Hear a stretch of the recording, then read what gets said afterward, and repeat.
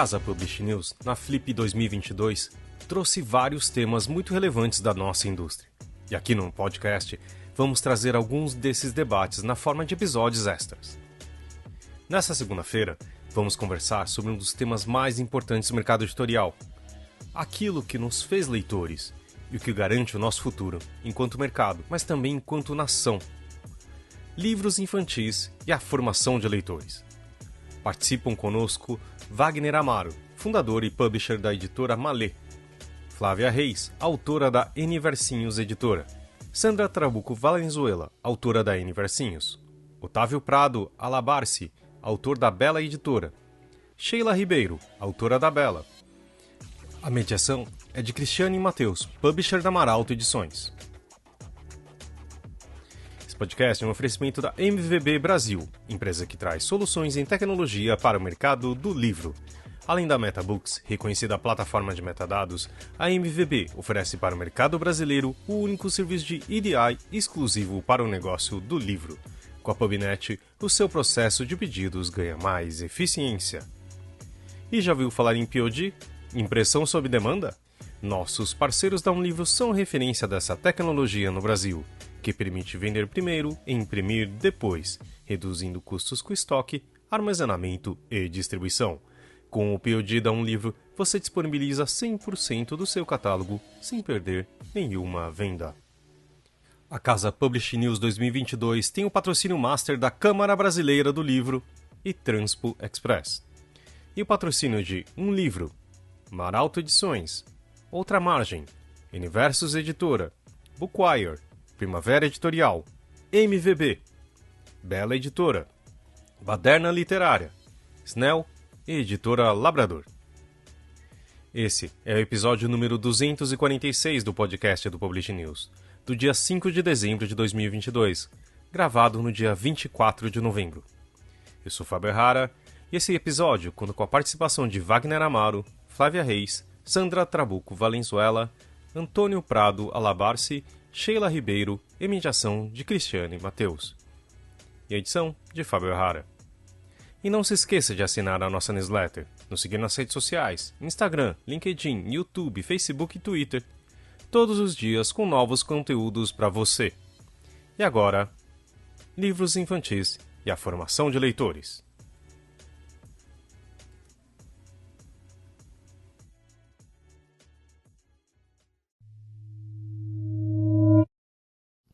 Olá, pessoal.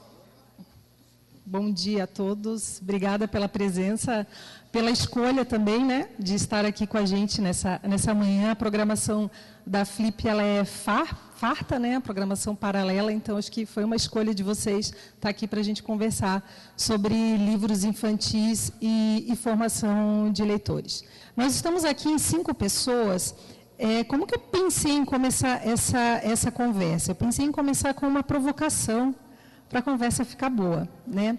Quando a gente fala em literatura infantil, em livros para criança, em formação do leitor, a gente tem um mercado muito vasto de produção de livros. Fora os livros, tirando os livros didáticos, que são sempre a maior produção de livros no país, os livros infantis eles sempre aparecem ali na lista da segunda maior produção no país.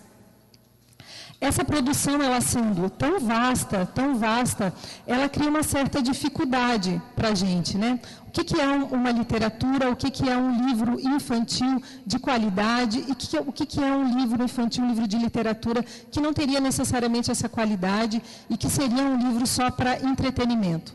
Não há nenhum problema nisso, mas quando a gente fala em formação do leitor, a gente está falando num outro tipo de livro, a gente está fazendo uma outra aposta de literatura.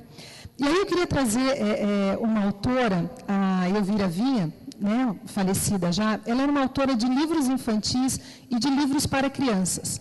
E eu vi aqui na biografia de todos vocês que muitos começaram publicando, escrevendo, pesquisando, não necessariamente para crianças, né, mas para adultos, para jovens, para um outro público também. A Elvira Vinha, durante uma fase da vida dela, em que os filhos eram pequenos, ela fala disso, ela escreveu muito para criança. E ela dizia que aquilo, naquela época, esteticamente mesmo, como autora, aquilo fazia muito sentido para ela. Depois de um tempo, os filhos maiores, uma outra experiência de vida, produzir literatura infantil deixou de fazer sentido para ela, não fazia mais sentido para ela, né?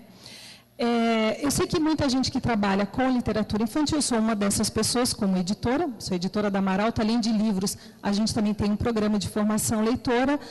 Eu vejo nisso, eu não me imagino um dia simplesmente parando de produzir, parando de editar livros para crianças, isso não fazendo mais sentido, porque aliado ao livro para criança e para a infância, essa ideia mesmo de formação de leitores, que continua a vida fora, mas que você tem ali na fase da infância e na fase da adolescência um momento crucial. Então, a minha pergunta para vocês, ela é provocativa nesse sentido, assim, o que os motivou a fazer literatura infantil, começar a escrever para criança, e se vocês se imaginam deixando de escrever para criança, porque de repente isso como escritor pode deixar de fazer sentido. Eu dei o exemplo da Elvira Vieira, mas a gente pode dar um exemplo. Tem escritores que começam com romance, depois só fazem poesia, depois publicam outro tipo de obra. Ou vocês associam a essa ideia de produzir livros para criança também a uma ideia de formação leitora mesmo. E aí vocês veem aí um projeto para mais tempo. Então, acho que é nesse sentido. O Otávio tem uma experiência interessante, ele é médico, escreveu um livro mais biográfico, uma biografia, né, contando essa experiência, trabalhou com comunidades ribeirinhas, e ele está aqui com o primeiro livro dele para crianças, em parceria com a Sheila, que está do ladinho dele ali. Então, acho que eu começo fazendo essa pergunta para os dois. A Sheila também é o primeiro livro dela de literatura infantil, ela já publicou para o livro adulto, né, para a literatura adulta. Então, acho que eu gostaria de começar com os dois, ouvindo, até porque eles também têm essa experiência aqui de produzir em conjunto um livro para crianças. Primeiramente, bom dia a todos vocês, obrigado por terem vindo. E essa experiência de escrever um livro infantil tem sido muito gratificante. Não era meu expertise livro infantil, eu sou psiquiatra de adulto, não sou pedagogo, professor infantil. Minha mãe está aqui, ela fez alfabetização infantil por mais de 20 anos, poderia falar melhor que eu essa resposta. Mas, rapidamente falando, né, o meu primeiro livro, eu trabalhei em alguns projetos sociais, talvez os dois que mais me requisitaram, né, em termos profissionais, foi passar um ano na Amazônia, a bordo de navios da Marinha, navios hospitais, atendendo indígenas, população ribeirinha. Depois, de um tempo, eu trabalhei com os Médicos Sem Fronteiras e fui para o Iraque.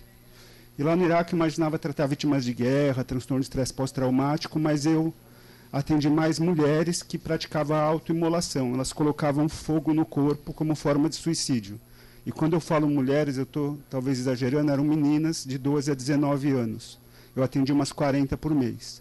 Então, eu voltei para o Brasil e eu queria falar sobre isso, porque Iraque, na guerra, era guerra e petróleo. A condição da mulher não era falada. Mas ficou um livro pesado, é um livro para adultos. Pesado no sentido não é um livro triste, mas fala de algo muito triste. E eu queria falar para as crianças naquela época. Paralelo a isso, quando eu voltei para o Brasil, falava-se muito em humanizar os serviços de saúde. Então, vamos humanizar o CAPS, vamos humanizar o pronto-socorro. E com o que eu vi na guerra, eu falei, se humanizar, vai piorar. Por que não cachorrizar? Por que não dar sentimentos de cachorro? Né? Tá ali o Tubinho, é um dos meus cachorros, o menos descomportado que deu para vir. Tenho 5. E daí, sentimentos como ser fiel, ser companheiro, ser feliz com pouca coisa. E daí nasceu a ideia do Pegadas, junto com uma coisa que minha mãe fazia quando eu era pequeno, minha irmã era pequena, que está ali também, era contar histórias à noite. E com isso a formação de leitores. Né? Eu trouxe aqui, além do Pegadas, o meu primeiro livro. Está bem velhinho, isso daqui é uma amizade de 40 anos, é o Tatu Bobo, que conta a história de um tatu, um momento da vida dele que ele tem os aprendizados, que não deixa de ser um paralelo com Pegadas. E aqui um livro que eu comprei numa feira do livro, que teve na minha escola, eu tinha 10 anos, sobre a Cruz das Estrelas, que fala dos missionários, né, jesuítas, portugueses, que vieram para o Brasil trabalhar numa terra distante, com índios chegando de navio. E quando eu fui fazendo essas associações com o meu trabalho, eu vi que o livro infantil, mais do que formar né, pessoas alfabetizadas, leitores, influencia na própria carreira, nos valores das pessoas, né, e depois, para mim, fez essa virada, de deixar de ser leitor e ser também escritor. Então, eu acho extremamente importante a gente continuar escrevendo, continuar publicando para esse público infantil. Apesar de ser minha primeira experiência com esse público, eu já estou muito feliz. Deixo aqui meu agradecimento à Ana Land, que saiu um pouco do perfil da editora dela para publicar livro infantil, confiando no nosso trabalho, meu, da Sheila, da Helena Gomes e da ilustradora Helena Salgado. Obrigado.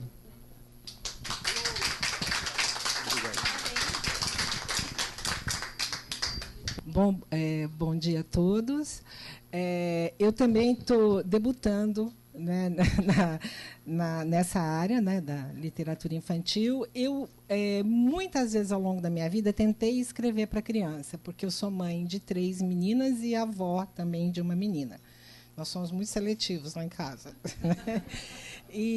Mas eu começava e o texto virava um texto para adulto. Eu não conseguia, mesmo sendo mãe. Mas depois que eu virei avó, eu percebi que eu virei contadora de histórias para minha neta, né? Então ela falava assim: vovó, conta a história da menina. Eu falava: a menina da lâmpada, a menina da... e inventava, né? E agora a menina do sol, e agora a menina... Então, isso me deixou até curiosa comigo mesma. Mas, assim, eu não me atrevi. Eu achava que desconhecia do tema, não, né? Mas, de repente, a Ana, né, chegou com essa proposta do Otávio, né? E eu decidi encarar o desafio. Eu acho que, para mim, foi um desafio grande. Eu tive assim uma preocupação muito grande com a linguagem, uma linguagem que eu não dominava, e eu sou muito crítica, então fica aquela coisa, vai e vem, escreve 10 versões do mesmo livro, né? Mas, por outro lado, eu tenho um respeito imenso pela formação de leitores, né? Eu acho que a literatura infantil, ela não apenas forma leitores através do hábito que se adquire, começa com a contação de história. Aliás, a história oral, né, isso é uma coisa que vem desde os primórdios, né, a contação de história, né? Então, eu entendo que isso forma, mais do que leitores, forma senso crítico. A criança aprende a interpretar textos, né? Aprende a ver o mundo de forma mais ampla e forma cidadãos que vão ler depois uma mensagem de WhatsApp e, com esse senso crítico, vão entender exatamente que aquilo é uma farsa, né? Eu acho que a literatura, a importância dela é imensa, né, na formação da pessoa, do ser humano, né? E quando você começa pequeno, você adquire o hábito, porque a repetição, né, nos leva a isso. Você entende que aquilo é prazeroso, que é agradável. E eu sou uma mãe e avó Waldorf, né? Então, e Steiner costuma dizer que os contos de fada são um tesouro espiritual da humanidade, né? E os gigantes, os anões, as princesas se conectam, se relacionam com o que há de mais, com os nossos medos primordiais, assim. Isso vem de muito tempo. Então, os contos de fada, na verdade, dão à criança, tocam nesses pontos de insegurança e trazem esperança ao final, né? Nessa formação dessa alma, vamos dizer assim, né? Como diz Steiner. Então, o Otávio e a Ana me deram essa oportunidade, assim, do primeiro texto para crianças, mas isso já me motivou e eu já terminei o segundo, porque eu sou também vegetariana desde o ventre materno, né? Então, nós somos, minha irmã está ali também, meu marido, que não come carne há 22, 23 anos, a minha irmã também, que nunca comeu, e nós temos uma família toda de vegetarianos e veganos. Então, agora, eu acabei de escrever um livro que vai ser ilustrado ainda, né, pela minha filha, que é aquarelista também, e que vai tratar da criança vegana, porque eu me lembro do que eu passei como vegetariana, sabe, assim, vai morrer, um certo bullying na escola, um monte de bobagens, né? E então eu quis escrever esse para a criança, e que está com o nome provisório de Eu Não Como Macaco, né? Mas bom, a minha entrada nessa área foi assim. Eu queria, antes de passar para a Flávia, fazer só um comentário. A Ana é editora, é isso, né? O Otávio, quando começou a falar, começou dizendo, vocês estão me ouvindo, né? Que era a primeira experiência dele, que ele não era pedagogo, não era professor, não era da área, assim, né? Isso é ótimo, viu? Para a literatura e para a ficção. Isso é ótimo, porque se a gente for pensar não só na literatura infantil, mas na literatura adulta, pensando de maneira geral, os escritores são artistas, são pessoas que escrevem, não precisam necessariamente ter uma formação, e não é porque é pedagogo que vai fazer um livro bom para criança, muito pelo contrário. Pode ser um excelente pedagogo, e aí é um grande problema, né? Pedagogia é uma coisa, literatura é outra. E esse trabalho que a Ana fez aqui para a organização desse livro, ele tem um pouquinho a ver com a história da literatura infantil no nosso país, da formação de leitores. A gente teve um grande nome, né, polêmico, mas ainda hoje um grande nome, que é o Monteiro Lobato. E depois do Monteiro Lobato, a gente teve um grande vácuo na literatura infantil aí por mais de 50 anos, 60 anos. Por quê? Porque a gente não tinha escritores de literatura infantil. E não existe literatura infantil se a gente não tiver pessoas dispostas a escrever livros, né? É o começo de tudo, parece óbvio, mas é. O Brasil não tinha. Então, depois de toda a inventividade do Monteiro Lobato, que a gente tinha muitos livros ligados à religião, ligados ao ensinamento, aquela ideia de que um livro para criança tinha que ensinar alguma coisa, tinha que passar alguma mensagem. E foi uma grande editora que fez um movimento parecido com o teu, Ana, que foi a Sônia Robato, que era atriz, jornalista também na Bahia, que era editora na época da revista Recreio, que não tem nada a ver com a revista Recreio de hoje. O que a Sônia Robato pensou na época? Nossa, a gente precisa escrever para criança, mas não tem ninguém mais nesse país. O Lobato está morto, a gente não tem mais ninguém que escreve nesse país. Ela começou a procurar pessoas, exatamente como a Ana fez, que ela achava que tinha uma história interessante, que ela já tinha lido ou a literatura adulta dessa pessoa e gostado, e feito esse convite. Então, só para dizer que o que vocês fazem aqui é um movimento contínuo para que a literatura infantil, para que a formação de leitores do nosso país não morra. Uma das pessoas que a Sônia Robato, na época, convidou foi a Ana Maria Machado, que é uma grande escritora de literatura infantil juvenil conhecida por todos nós. Então, se não fosse esse convite, o convite de uma editora na época, olha, tenta, experimenta. Ruth Rocha, a mesma coisa, né? Ruth Rocha, a Sônia Robato conta uma história engraçada, acho que muitos de vocês já devem saber. A Ruth Rocha dizia, eu não sei escrever para criança, eu não vou conseguir. A Sônia Robato tranca a Ruth Rocha dentro lá da casa dela e diz, você só sai daqui com um conto, porque na época a revista Recreio publicava contos. E assim a gente foi formando uma nova geração de escritores de literatura infantil, juvenil, no nosso país. Então, eu achei curiosa a ideia, quis fazer esse comentário, porque eu acho que esse movimento ele não morre nunca, né? Então, você está sempre tendo esse movimento. Eu mesmo, como editora, acabo convidando escritores que eu acho que poderiam escrever para crianças. Claro que em alguns casos eles, olha, eu tentei, mas não deu certo, não funciona. E também é nosso papel como editora e dos escritores entenderem que aquilo às vezes não funciona, mas muitas vezes Ana Maria Machado foi um sucesso, Ruth Rocha e tudo mais.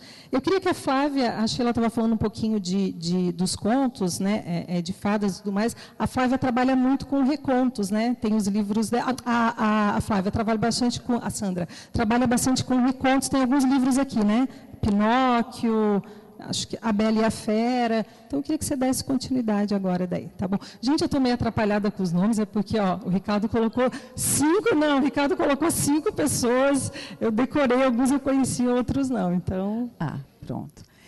Bom dia a todos, muito obrigada pelo convite, obrigada pela oportunidade de estar compartilhando esse momento tão importante para a literatura infantil brasileira.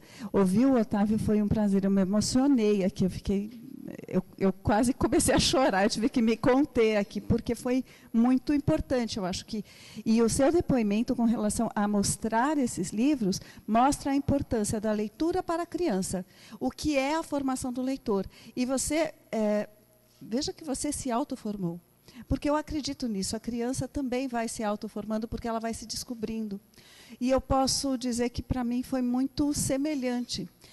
O primeiro livro, eu sou de família hispânica, meus pais são chilenos. O primeiro livro que eu ganhei na minha infância foi um livro de poesias de Gabriela Mistral. Eu sou apaixonada por poesia, então, o primeiro, eu sou formada em letras, né?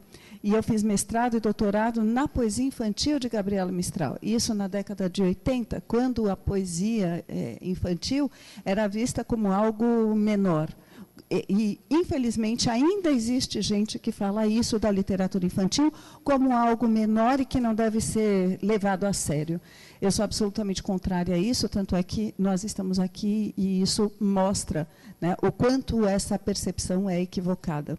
Então, depois de fazer mestrado e doutorado em Gabriela Mistral, eu continuei contando histórias.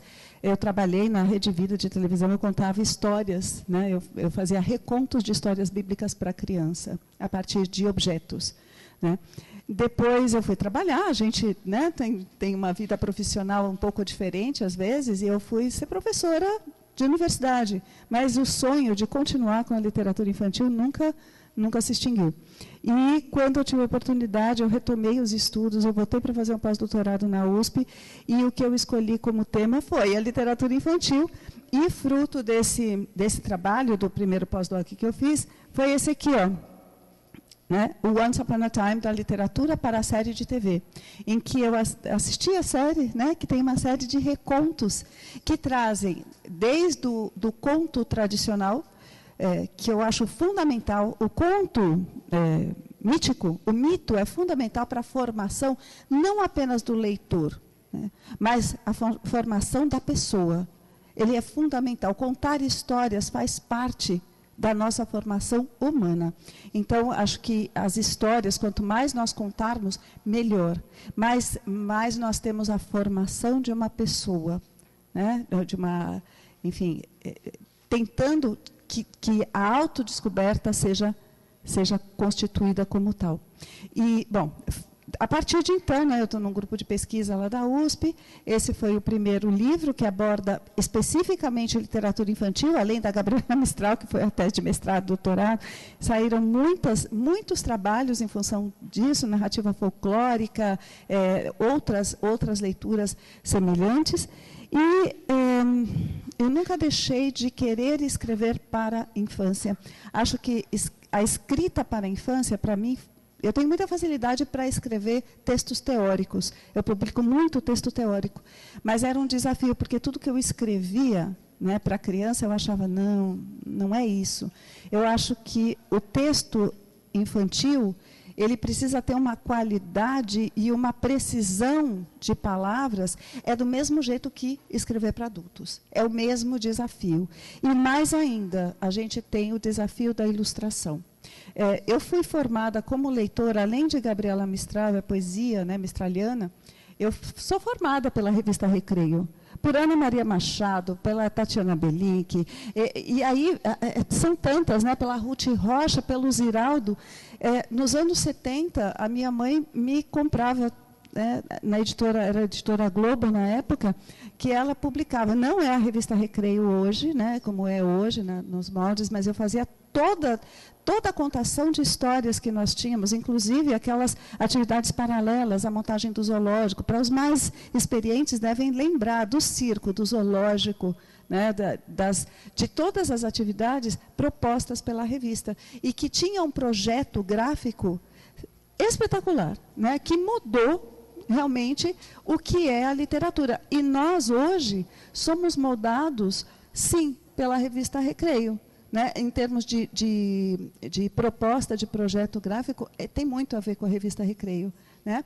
Então, eu continuei como tradutora, né, eu traduzo muito, mas a minha primeira aventura foi esse aqui, olha. A Bela e a Fera, um reconto, né, ilustrado por Gabriel Pacheco. Nós estávamos no grupo de pesquisa, tendo uma reunião no grupo de pesquisa com a Flávia, que está aqui presente, e nós conhecemos o Gabriel Pacheco, né, que ele também tem outras publicações, ele é um ilustrador mexicano, premiadíssimo, um dos mais importantes do mundo. quando eu vi as ilustrações dele, eu disse, é isso que eu quero, eu preciso entrar em contato com Gabriel Pacheco. E foi assim que aconteceu a mágica, porque foi realmente uma mágica.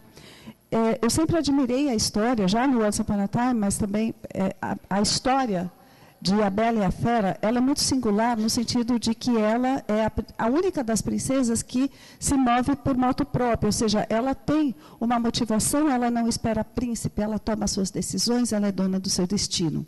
Então, não é à toa que eu escolhi A Bela e a Fera. A Bela é muito mais do que uma pequena princesa bonita. Ela é uma mulher de coragem, é uma mulher que decide e toma as rédeas do seu destino. Ela não se apaixona por um príncipe, ela ama uma fera. Uma fera pelo que ela é, pela pessoa humana. Isso, então, para mim é muito importante essa questão. No momento, eu estou lançando agora o Pinóquio, em parceria com Gabriel Pacheco, né? Também com o ilustrador mexicano, né? Quando eu comecei a ler o Pinóquio, né, todos nós conhecemos Pinóquio, mas conhecemos o Pinóquio da Disney. Poucos, a não ser aqueles, claro, que têm uma ascendência italiana, que conhecem Carlo Collodi, ou que têm uma ligação com a literatura, mas, em geral, as pessoas conhecem a versão Disney, que é muito diferente da versão de Collodi. Então, é um pouco assustador quando a gente toma contato com o texto original. Vamos lembrar que os antigos textos, por exemplo, A Bela e a Fera, ela foi escrita por uma mulher, né? Primeiramente por Madame de Villeneuve, e depois a segunda versão, que é a que fez sucesso, isso no século XVIII, no movimento chamado Salão das Preciosas, foi escrito por Madame Beaumont. A minha versão é mais aproximada à versão de Madame Beaumont, que é muito diferente da Disney, né? Não dá para pensar que Disney sequer parecida com a versão original. E a mesma coisa eu proponho para Pinóquio. Pinóquio não pode mais ser, ou, pelo menos na minha opinião, por favor, né? Eu não quero dar soluções feitas, acabadas, acho que não é isso que significa a leitura, né? A literatura é bem aberta e precisa ter interpretações múltiplas, é isso que faz a riqueza da literatura. Mas a minha proposta de Pinóquio é justamente não fazer de Pinóquio como tendo o sonho de ser um menino de verdade, ele quer ser uma pessoa de verdade. Parte daí, isso faz toda a diferença nesta versão. Então, quando vemos o original, a presença feminina praticamente não existe. Aqui não. A mulher está presente, a mulher faz uma grande diferença. A fada, sim, ela interfere. Sim, a consciência está aqui, mas é Pinóquio quem se autoforma como um herói. Ele faz toda a jornada do herói, né, nessa autoformação, de autoconhecimento. E é isso que eu proponho também para a formação do leitor. Todos nós aqui presentes somos heróis. Todos nós temos um mito inserido em nossas personalidades, querendo ou não. Acho que a criança pode descobrir quem ela é, ou pode tentar identificar-se qual é a viagem, se é para a Amazônia, se é para o Iraque, ou se é no Brasil, ou se é no nosso lar, ou é com a nossa família. Todos nós temos essa jornada a cumprir. Tá? É isso. Obrigada, Sandra. Muito obrigada. A Sandra terminou falando sobre... Tá ligado, né? Falando sobre o Pinóquio. O Pinóquio, eu digo que ele é um grande aliado meu. Porque no meu trabalho como editora, eu acho que quase todas as semanas, assim, eu recebo muita reclamação, e principalmente de escola. E agora, nesse mundo do WhatsApp, o que as pessoas fazem? Elas selecionam, pessoas que eu digo, professores, pais, né? Selecionam trechos de livros, assim, e ficam enviando para a gente. Como é que vocês publicam um livro assim? Que absurdo! E aí isso circula para todo mundo. Aí tem uma frase do Humberto Eco, uma expressão que ele diz: déficit de ficção. Ele diz, quando a gente chega num ponto que a gente começa a confundir realidade com ficção, quando a gente começa a pegar trechos da ficção, isso não acontece só na literatura infantil, isso tem acontecido na literatura adulta também, e às vezes por muita gente que é especialista, você pega trechos e você quer que naquele trecho você tenha uma conduta moral daquele personagem, você quer que aquilo seja exemplo para alguma coisa, ou para defender o que você pensa, ou uma tese, a gente está com um grande problema na sociedade, né? A gente não está mais entendendo para que serve a ficção, que foi o que a Sandra colocava para a gente no início, né? A gente conta histórias desde sempre. Mas por que só para fechar, por que o Pinóquio é meu aliado? Porque o Pinóquio é uma história que todo mundo conhece. É um clássico. Todo mundo quer que o seu filho leia Pinóquio, todo mundo já comprou Pinóquio, Pinóquio está em todas as bibliotecas escolares. Aí eu digo, olha, o que a gente vai fazer com o Pinóquio, então? Como assim, o que a gente vai fazer com o Pinóquio? O Pinóquio é uma desgraça. Não, o Pinóquio mente, o Pinóquio engana no Gepeto. Né? O Gepeto miserável vende as suas roupas para poder comprar material escolar do Pinóquio, o Pinóquio vende aquilo para poder comprar bala. Né? Então, às vezes, parece uma reflexão simples, mas muitas vezes no dia a dia, seja um trabalho como escritor, como professor, como editor, a gente acaba tendo que partir. A gente começa a ter que falar sobre o óbvio. O que é ficção? Qual a diferença de um relato real? Por que a ficção tem uma importância tão grande na nossa vida? Por que é na ficção que a gente extravasa tanto ódio, tanta violência, tanto comportamento equivocado, para que a gente não faça isso na vida real, né? A gente viu o que acontece quando a gente resolve fazer isso na vida real, quando a gente resolve ter um comportamento esquizofrênico, né? O que acontece com toda uma sociedade. Então, é por isso que a gente tem a ficção, para poder realizar aquilo que a gente não quer realizar em vida, mas somos humanos, somos movidos a emoções, então há em nós também o desejo, às vezes, de violência, a gente realiza isso na ficção, para não realizar esse desejo na vida real. Né? Então, eu digo, adoro o Pinóquio, eu vivo citando o Pinóquio me ajuda o tempo todo. Agora, para fechar, então, a Flávia, sem trocas de nomes aqui. Flávia, eu vi que você, além de escrever e tudo mais, ser pesquisadora, doutora, você faz um trabalho de formação leitora, né? Tanto com adultos, com crianças. Estava lá na sua biografia. Eu queria que você falasse um pouquinho disso, mas também contasse a tua história com a literatura, com a escrita para crianças, tá bom? Obrigada, Cris. Um prazer, Otávio. Sheila, pela primeira vez conheço vocês.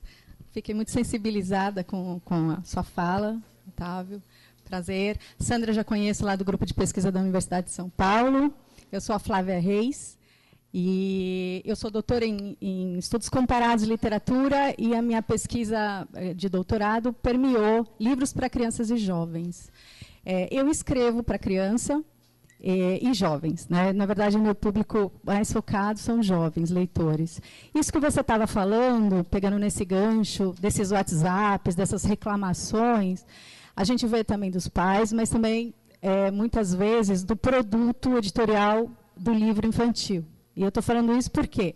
Porque eu já tive, em um livro meu, eu tenho 12 livros publicados entre editoras, mas eu já tive um Sherlock Holmes sem cachimbo, porque o cachimbo representa o fumo, e o fumo não é bom para crianças, as crianças não podem ver cachimbo do Sherlock Holmes nos livros. Então, é muito complexa essa questão.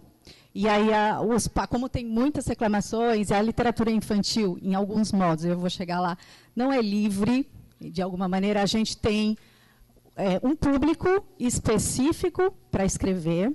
A gente tem um tipo de linguagem, que é justamente o que define um livro infantil, porque um livro infantil, na verdade, as idades do leitor é muito subjetivo.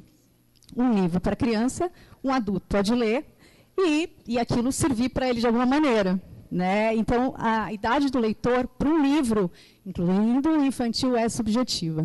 Então, o que define a materialidade do livro infantil, normalmente, é o projeto editorial, a ilustração e a linguagem narrativa. E, muitas vezes, esse protagonismo é um cachorro, como o protagonista aqui do livro do Otávio e da Sheila, ou uma criança, ou um jovem narrador, ou uma terceira pessoa narrando com essas personagens infantis ou jovens. Então, normalmente, é isso que define o projeto da materialidade do livro infantil, assim, justamente para contribuir aqui com a fala que vocês estavam falando. E no mercado editorial, e aí, Publish News, que estão aqui, o editor tem um trabalho hercúleo, muitas vezes, para poder produzir aquilo, e ele fica justamente cerceado por uma crítica que vai dizer se isso serve ou não para crianças ou jovens, né? Como todos aqui, e aí Otávio, todo mundo aqui teve... Eu, por exemplo, tive uma mãe alfabetizadora. Então, a minha experiência com a escrita literária nasce com a minha mãe contando histórias para mim. Minha mãe é uma contadora de história. Minha mãe é de Minas Gerais, os mineiros adoram contar um causo, e eu tive esse privilégio, e minha mãe, professora alfabetizadora, e logo... A gente que é mais sensível, todo mundo que está aqui na Flip, acho que tem o mesmo, tem um DNA ali, uma fitinha do DNA que se converge, né? Porque nós estamos todos aqui, né, em nome da literatura, né? Então, aí uma criança ou outra vai, talvez, a partir da formação que ela tiver como leitura, de suas leituras, né, e do universo em que ela vai caminhar, ela vai ou não, ela pode ou não desenvolver não só uma sensibilidade para o mundo, para o olhar para o mundo, mas também, às vezes, como é o nosso caso, dos nossos 5 aqui, vai trabalhar a arte através da palavra, né? E eu gosto de falar a palavra, lavra da palavra. A gente vai lavrar a palavra. Isso é lindo. E eu, por que eu escrevo para criança? Por acaso... O protagonista de meu primeiro livro era um jovem. Então, isso já define mais ou menos aí que caminho esse livro vai seguir na narrativa, não só da história, mas a forma de contar, a simplicidade, às vezes. Muitas vezes, e agora eu estava terminando de escrever um conto que vai sair agora na Editora Globo. O meu editor está por aí, também o Oscar Nessari está aí, ele sabe. Mas, assim... Quando a gente vai escrever, a gente vai usar uma linguagem, a gente vai usar temáticas, e a gente de alguma maneira, policiado. E eu quero deixar aqui até como uma espécie de protesto, porque a gente tenta escrever e trazer essas celeumas, Otávio, que são fortes, que são violentas na literatura infantil e juvenil. E antes isso funcionava bem. Na voz de Lígia Bojunga, por exemplo, que escreve sobre suicídio para criança nos seus livros, né? E agora a gente não está podendo mais falar sobre suicídio no livro, porque isso faz mal, porque isso não pode, porque isso tem que cortar. Então eu estou fazendo também uma espécie de protesto também, porque escrever para criança, lógico, não é fácil. Não é você chegar e pensar que, porque o texto é simples, vamos colocando isso para criança, né?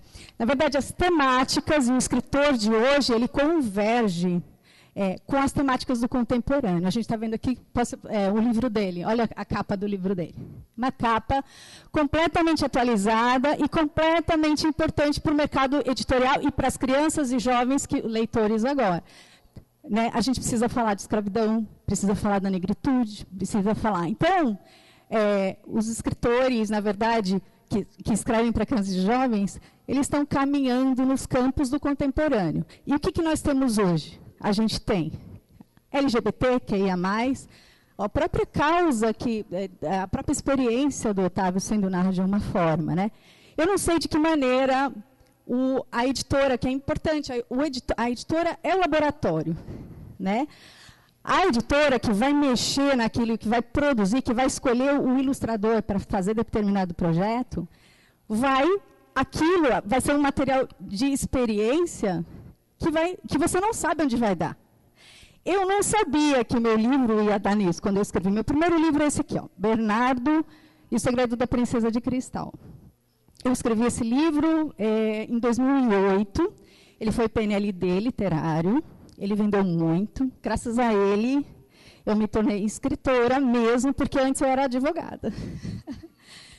Eu não era... eu sempre escrevia para jornais da escola, participava daquelas gincanas de poesia e redação, e eu gostava de escrever. Então, assim, a gente sempre leva a arte de alguma maneira, ou pintando, ou, no meu caso, era escrevendo nesse universo paralelo. E eu não imaginei que fosse dar tão certo. O primeiro, Bernardo, vendeu 30 mil exemplares, e isso que me fez começar e, na verdade, eu tinha outros projetos já escritos. E esse aqui é o pontapé. Eu devo estar aqui hoje na Flip ao Bernardo, né? E ele é uma trilogia histórica, cujo personagem é um jovem, que se passa no Brasil Império, né? Um personagem que vem ver com os olhos estrangeiros coisas do Brasil. Então, eu sou uma pessoa curiosa, todo escritor é curioso por natureza. Então, eu gosto muito de pesquisar, eu gosto de história, e aí eu trouxe algo que me encantava, né?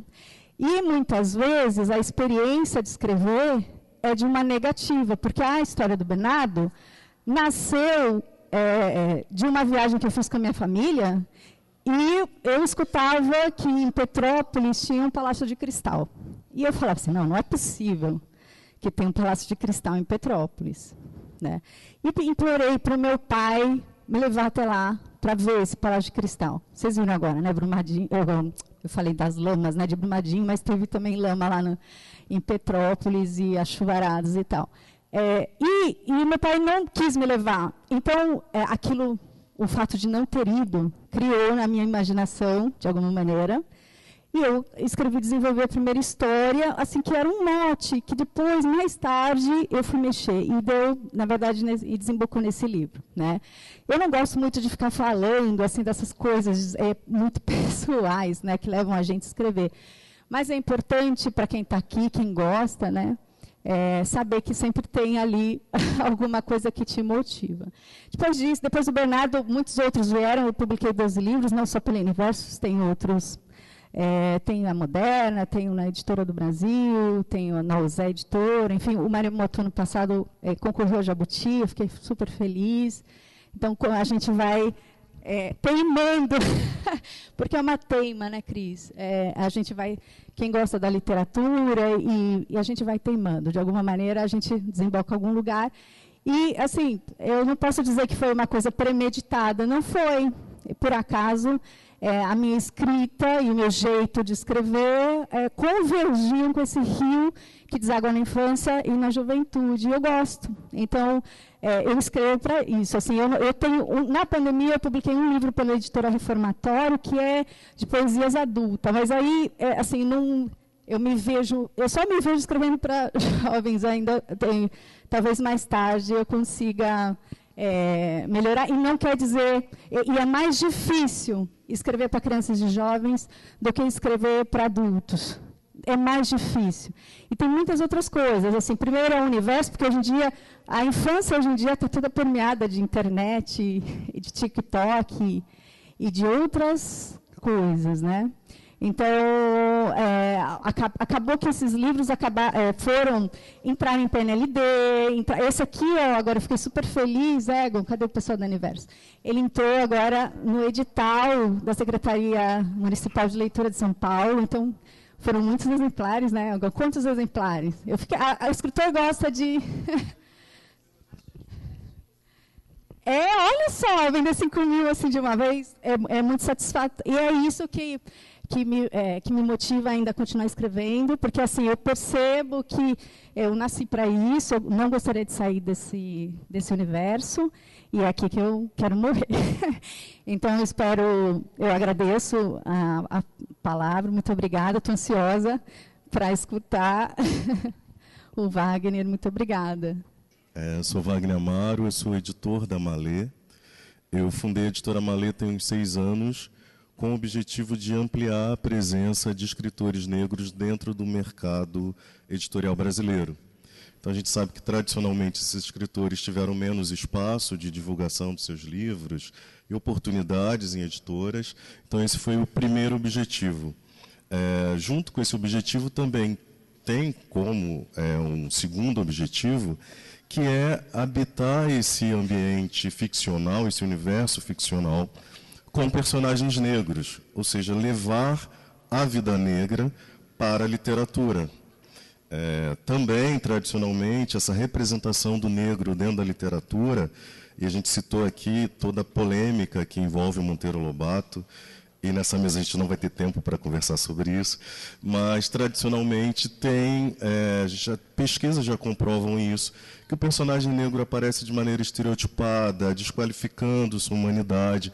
Então, trazer para esse meio literário autores negros que qualifiquem essa humanidade desses personagens é algo que a gente vê como meta. Existe um desafio nisso, porque justamente escrever literatura infantil é algo muito delicado e muito importante.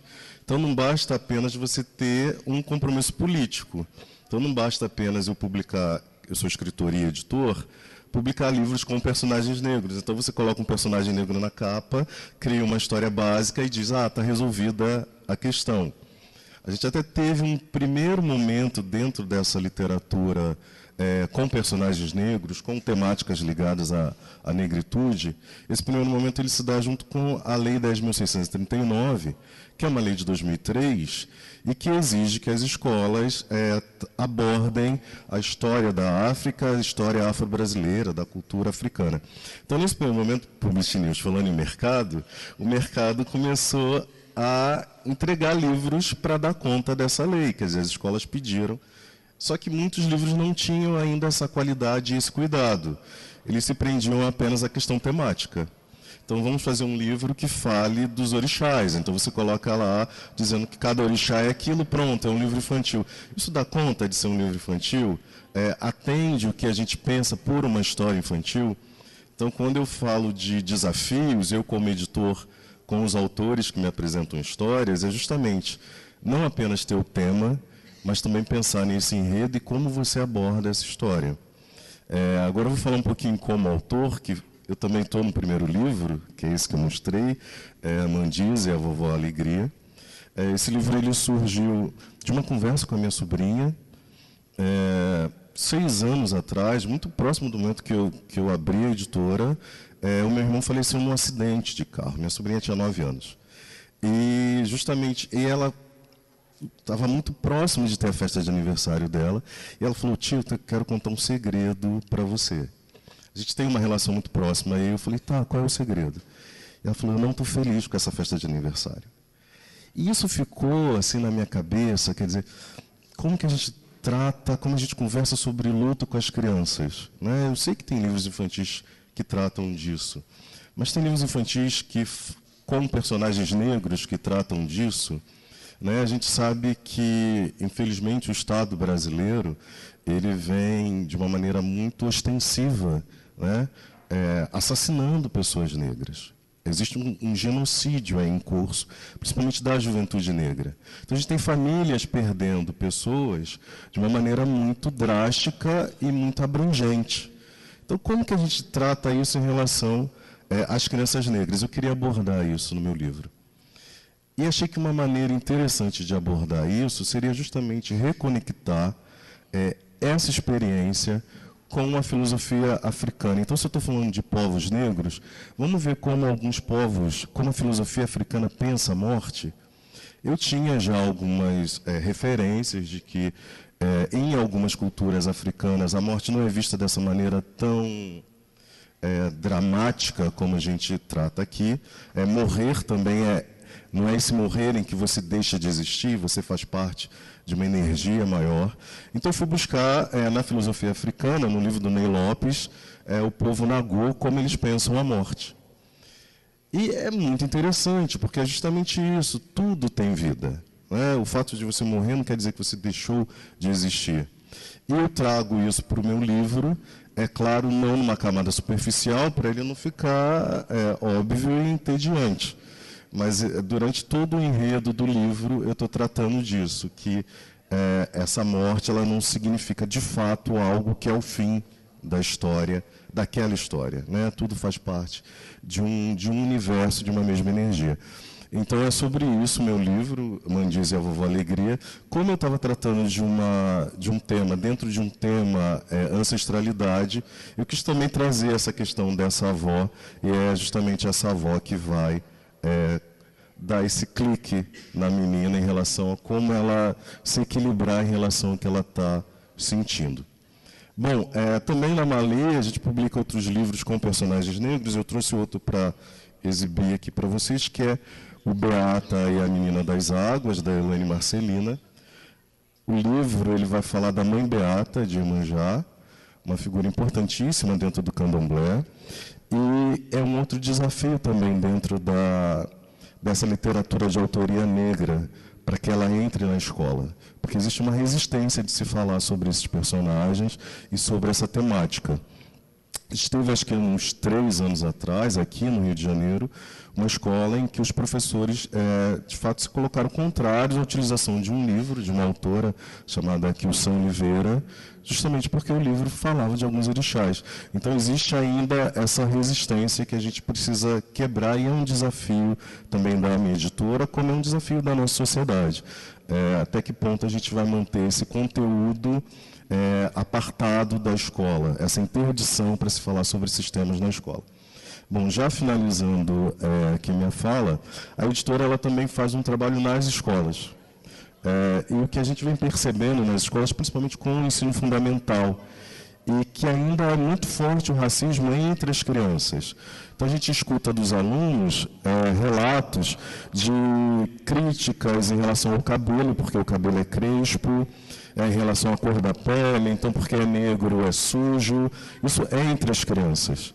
E também ocorre, às vezes, dos alunos com professores, quando esses professores são negros. Então, eu acredito que levar essa literatura para a escola também é essa possibilidade da gente formar, eu não estou com o autor, voltou, essa possibilidade da gente formar as crianças com essa percepção mais democrática e mais coerente com a nossa diversidade racial. Ela está aí.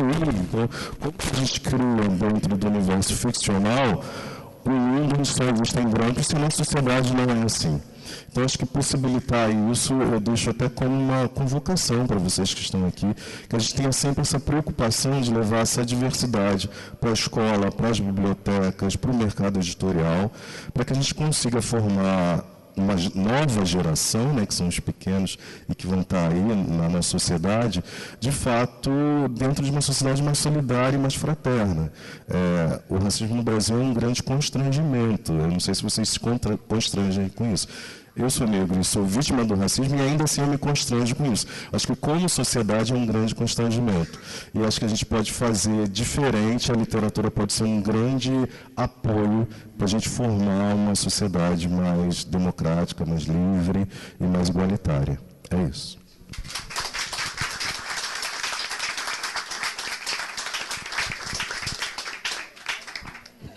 Eu quero comentar só. Eu gostei muito da fala do Wagner, eu não tinha escutado ainda, acompanho o trabalho que a Malê faz, porque não é só a questão temática, né, Wagner? Esse é o grande desafio do editor. A gente quer trazer autores negros, a gente quer trazer a temática negra e a gente quer trazer qualidade. Mas a questão da qualidade, ela é bastante subjetiva, ela muda também conforme o tempo. Então, a crítica que às vezes a gente recebe como editores, quando você... nossa, agora estão, né, procurando autores negros, autores indígenas, e cadê a qualidade? A gente está preocupado, sim, com a qualidade. Da mesma maneira, quando o autor é branco, quando o autor é homem, agora, também não existe garantia que se vai ter qualidade ali. Muitas vezes, essa qualidade é o tempo que vai dizer, não é nenhum editor, não sou eu, não é o Wagner, o tempo é que vai dizer o que vai ficar, o que não vai ficar. Agora, enquanto sociedade, é um absurdo quando a gente olha para trás e vê que a grande maioria dos nossos autores são todos homens, são todos brancos e tudo mais, porque não havia esse movimento lá atrás, né? Então, o tempo vai nos dizer isso, né? As obras que são boas, sejam de autores brancos, de autores negros, homens ou mulheres, essas obras elas vão ficar, e as outras não. Mas o movimento que existe hoje, de editores, do mercado editorial, ele é importantíssimo. Então, às vezes eu digo assim, gente, um pouco de calma, tá? Vai ter livro sendo publicado com uma temática, né? A temática é boa, ela é necessária, mas o livro é ruim. Como também se tem um livro de autor branco que é ruim também. Então, vamos ter um pouco de paciência, esse movimento ele é todo necessário, ele é importante, né? Gostei muito do que a Flávia falou quando ela falou de liberdade, e é importante uma franqueza, né? Porque é muito fácil a gente dizer, não, eu quando escrevo para criança, liberdade total, assim, mais ou menos, porque você pensa que está escrevendo para uma criança. Eu lembro de uma frase da Ana Maria Machado que eu gostava, ela dizia a mesma coisa, ela dizia, olha, quase a mesma coisa, mas eu acho que um livro para criança tem que ter esperança.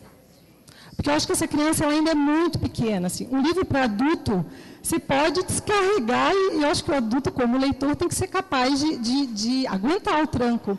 Quando ele lê um livro que, de repente, é extremamente negativo e que diz, olha, a vida não tem muita solução, não, né? Agora, para uma criança, não. Então, eu acho que há diferença, sim, né? E penso que a gente tem que ter uma sociedade madura que faça cobrança. Eu dei um exemplo para vocês ali, que me ligam toda semana nas escolas e tal. Eu digo assim, é um trabalho dos editores, né? Não ficar pedindo cortes. Aqui não dá para tirar o cachimbo, né? Não dá para tirar o cachimbo, porque ele é fundamental na história. Mas é também dos escritores em não aceitar, porque às vezes os escritores aceitam, às vezes os escritores ligam para a gente e digam que história que você quer, me diz a história que você quer, porque eu vou escrever o que você quer. Eu digo, eu não quero nada, nem sei o que eu quero, me manda uma boa história que eu vou avaliar essa história e a gente vai publicar ou não. E depois é lá na ponta com os leitores, é lá na ponta com os pais, né? A gente viu um movimento forte agora de alguns colégios, assim, movimentos neofascistas dentro das escolas, e o que muitos jornais estão falando é dizendo, está vendo que dá não discutir certas questões com os alunos, principalmente de classe média alta? Está vendo que dá você não querer falar sobre racismo? Está vendo que dá você não querer falar sobre desigualdade social e tantos outros temas por considerar tabus ou temas difíceis, né? Dá nisso, assim. Então, eu acho que uma sociedade madura, e acho que o Brasil, né, vai caminhar, está caminhando, tem que caminhar para isso, você vai tendo força de todos os lados. Né, do lado dos editores, do lado do mercado, do lado das escolas, do lado dos leitores, e assim você vai se constituindo uma sociedade mais forte. E a questão da liberdade, sem ser hipócrita, ela vai ser sempre um dilema para a gente, sempre um dilema. Eu vivo essa tensão constantemente, e eu acho que entender essa tensão, né, mas também não baixar a guarda e não toda hora ter a listinha dos temas proibidos, né? E a questão da representação, Wagner, eu queria falar também, comentar aqui o que eu acho muito, muito importante. Eu vou dar um exemplo de um livro nosso na Amaralto, que é Só de Brincadeira. É um livro que a temática não é negra. A temática são poemas do Léo Cunha de brincadeiras. Cada poema é uma brincadeira. E grande parte desses personagens são negros.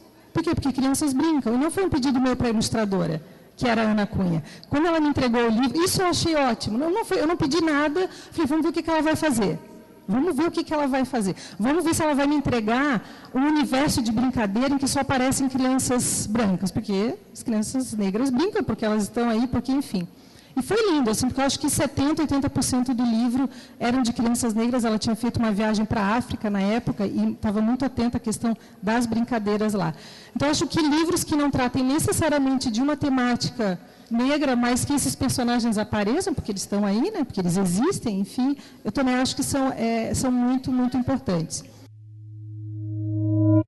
E no nosso querido momento MVB Brasil com o Ricardo Costa.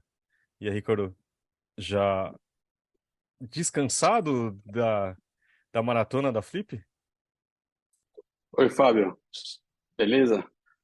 Olá, todo mundo. Cara, já deu para recuperar 20% da energia pós-flip, mas estamos bem, graças a Deus. Mas também porque a MVB fez muita coisa nessa Flip, não foi? Rapaz, esse ano foi pegado, foi puxado. Esse ano na Flip, a MVB patrocinou a Casa Publish News, a Casa para Todos, que é uma associação lá de várias editoras independentes, né, que montam lá uma livraria, a gente deu um apoio para eles, e uma ação que estava dentro da programação da Flip, que era livro, o jogo na Flip, que contava a história inteira da produção de um livro, né? Fora esses patrocínios, que é uma coisa que a MVB sempre faz, né, que é apoiar essas ações voltadas para o mercado. A gente teve ainda essas atividades mesmo na Flip. Mesa na Casa Publish News, vários encontros, reuniões, cafés, almoços, jantares, cervejas, vinhos, etc. E também trabalhando juntos para desenvolver ou para organizar alguns projetos futuros aí, algumas ideias que provavelmente, se Deus quiser, até julho, o povo vai estar conhecendo aí muita coisa nova que está vindo. Muito bom. Não, e só uma coisa, se vocês ficarem curiosos, o Ricardo participou de uma mesa dentro da casa Publish News que vai estar disponível daqui a alguns dias aqui no feed também do podcast. Boa. E por falar em mesa, Fábio, deixa eu só lembrar, e é uma dica para a galera que já é cliente, né? Já na teoria já preparou tudo para o final do ano, as editoras já adiantaram informações, já subiram dados na plataforma, mas agora já tem que começar a pensar em 2023, né? E início do ano costuma ser época de atualização de preços. Então, vocês podem aproveitar para programar essa coisa, para não ficar aquele trabalho de uma hora, aquela correria. Na plataforma, a galera consegue fazer isso programando. Você entra lá, planeja e vai entrar no ar só na data que você está organizando aí seus planos administrativos para o ano que vem.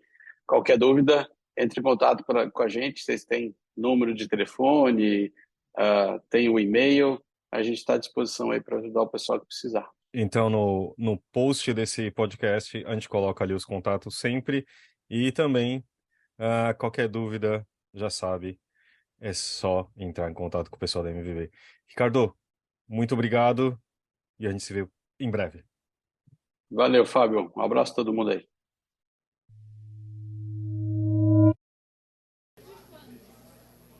Olha só, não tem resposta, viu? E isso é bom. Agora, o que eu acho sempre importante pensar quando a gente lê um livro para a criança não vai receber esse livro como você, tá? O adulto já viveu 1000 coisas, a gente vai imaginar 1000 caraminholas ali, porque a gente já enfrentou um monte de barra pesada na vida, e a criança não está nem aí para um monte de coisas, ela não está nem aí, ela não está enxergando tudo isso que você está vendo, né? E quem trabalha com curadoria, como você, como a gente que é editor, os escritores, nós somos leitores, né? Então, acho que aquela busca incessante de livros, você olha um, você olha outro, você faz a leitura, eu acho que esse é o caminho. Sempre imaginar que a criança, ela não está lendo o livro com a nossa cabeça, com a cabeça do adulto.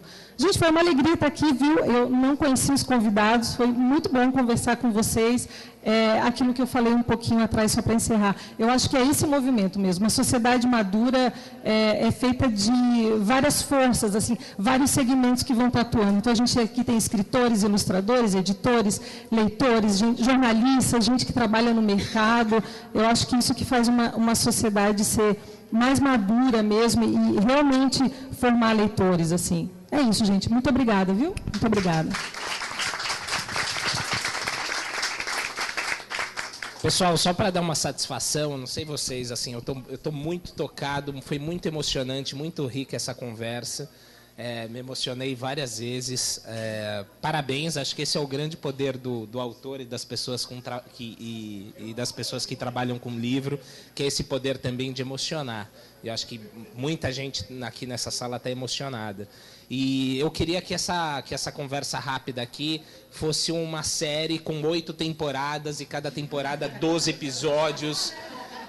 Infelizmente não dá, porque a gente vai colocando uma programação, um painel atrás do outro, mas essa conversa eu tenho certeza que não se encerra aqui. Então procurem esses autores, deem Google, prestigiem a obra de cada uma dessas pessoas que estão aqui, e eu acho que também o que fica como substrato dessa conversa aqui é a reflexão que a gente pode levar adiante em relação a tudo que foi dito aqui. Tá? Muito obrigado. Obrigada, viu? Chama a gente para uma série no Publish News, aí a gente faz.